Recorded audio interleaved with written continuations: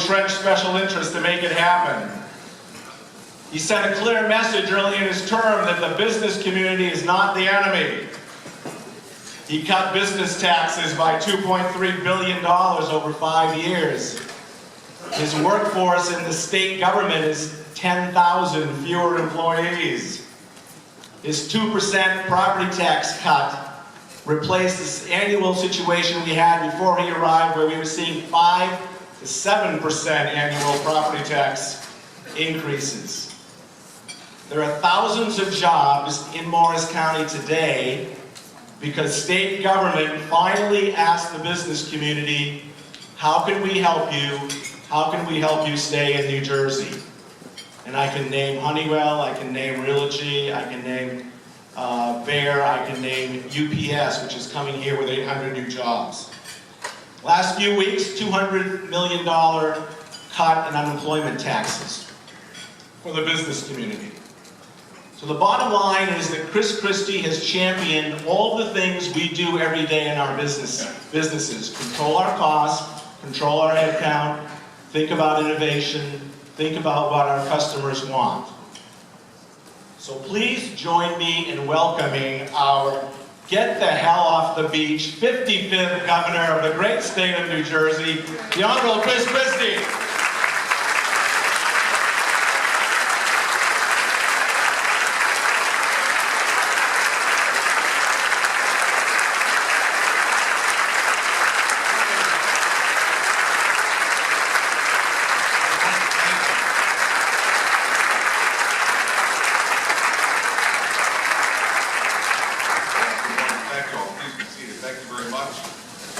Thanks for inviting me, Paul. Thanks for the great work that the Chamber does here.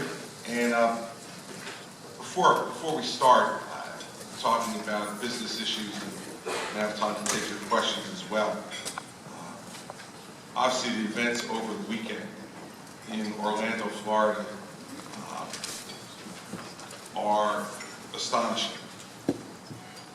And I think all of us as Americans should not only be obviously praying for the victims and their families, but we should be outraged. We should be outraged that this type of conduct is happening in our country. And it is time for us as a nation to wake up to the fact that September 11th wasn't just nearly 15 years ago, but that we are still in a war against terrorism, against an adversary who wants to kill us and kill our people. And if we're not going to get serious about that at every level of government and in the private sector, I unfortunately think we're going to see more weekends like the one we just saw, and more senseless death if we're not willing to take the fight to the people who clearly want to bring the fight to us. And so, while this is a time for sadness and reflection for those victims and for our country, I would urge us not just to sit and be sad and reflect, but to become resolved to the idea that radical Islamic terrorism means harm to the United States and our allies around the world who believe in freedom and opportunity. One last thing, I don't believe it's any coincidence that this incident took place, these murders took place at an LGBT club in Orlando. Remember something about radical Islam. They hate women, they hate Jews, they hate Catholics, and they hate homosexuals. They've made that very clear in not only their words, but in their conduct.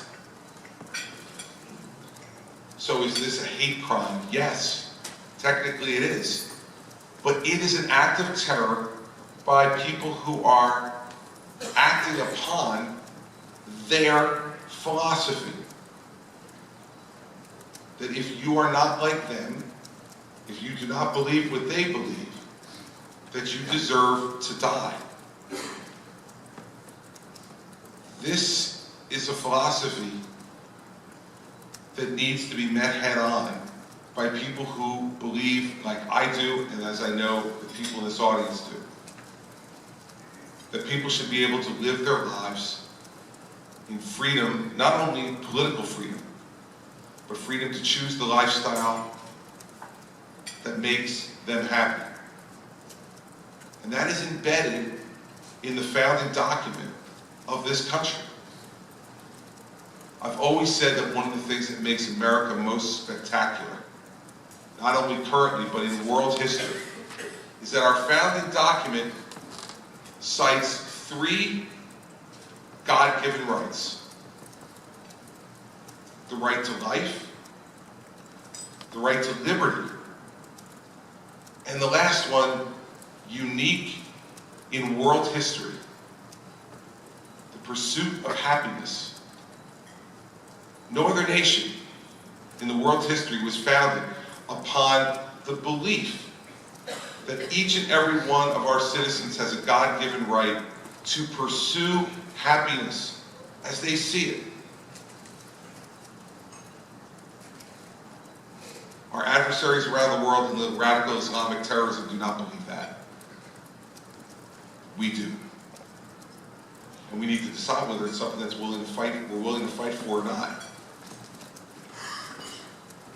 But not saying the words, closing our eyes, pretending it's something else, pretending it's not as bad as it is, didn't make San Bernardino go away.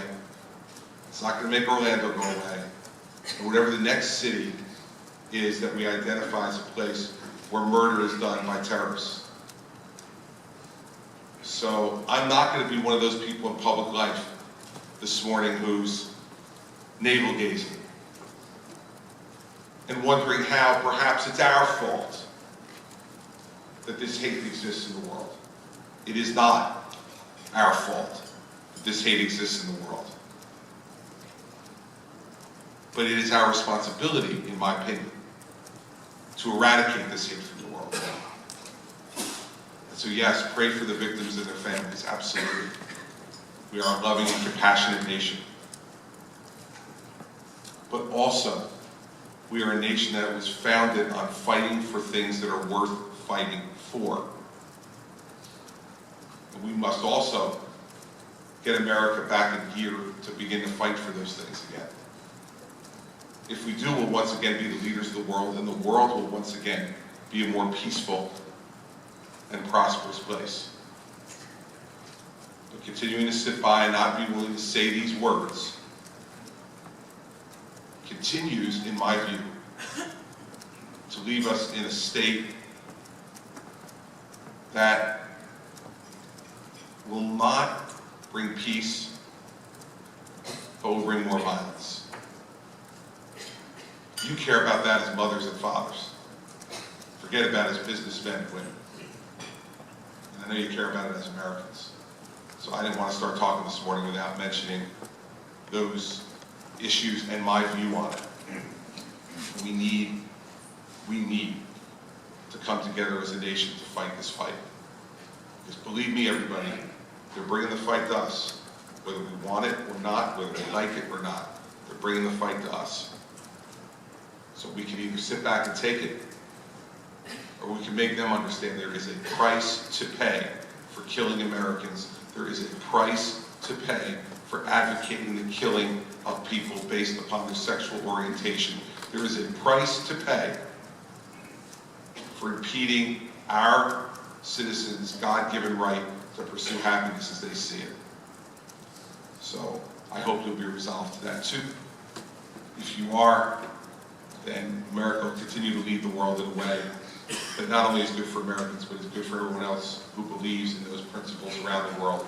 And there are many, many more of us than there are of them this time we get to work. So let's talk about work.